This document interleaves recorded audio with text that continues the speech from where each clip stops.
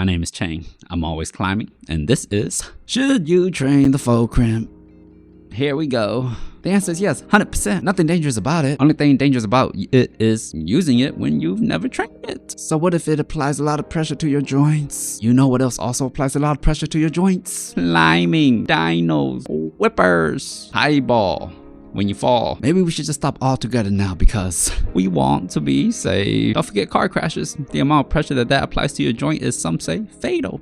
Let's just walk everywhere. I never understood. Train all the grip types except for the faux crimp. Only when climbing should you faux crimp. Why? You see, the issue with that is climbing is a very variable activity where slips and falls can happen out of notice without you noticing. And if you're faux crimping when that happens and you never trained it before, mayhaps an accident will occur. And instead of telling the young chap to train the faux crimp in a safe control environment, you say use the most dangerous so-called hand position only when you're doing the most dangerous activity known as climbing. That doesn't seem like very responsible advice to me, honestly speaking. You feel me, G? I personally used to suck at the faux crimp. I used to have this fun saying something like, I will have one good faux crimp per hand per session. And it's not like I was new to climbing at this point in time. I was pretty adequate. My finger strength was pretty good. Open hand all day long. Half crimp was decent. And I hangboarded regularly pretty hard too. I've been around the block. But the faux crimp just never came to me ever. Maybe because I only ever did it when I was climbing, who knows? But then one day I injured my fingers. Not through faux crimping, it was like open hand bullshit. And I had to rehab it, so I started doing some finger curls. And while I was finger curling, hitting that full range motion, I decided to faux crimp at the top, because why not? Anyways, a couple weeks go by, my finger feels a lot better, and now I'm climbing.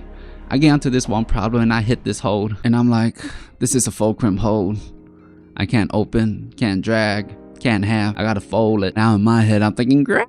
I got one shot. This opportunity only comes once in a lifetime. It's goodbye, good night. I'll see you next time if I fall off. So I faux crimp. I climb a little bit more and then I fall because I suck, you know. And then I go, oh, there goes my one good faux crimp for the day. Except, oh, my fingers were feeling still adequate. There was no unusual pain, no weakness that was normally found after I faux crimp hard. And I'm like, oh, that's odd. So I go back to the lab and I dissect.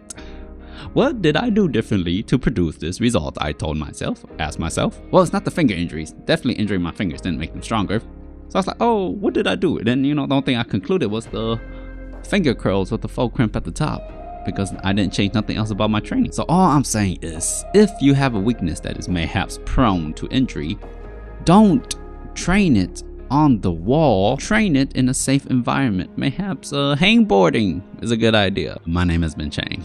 And I'll see you next time, partner.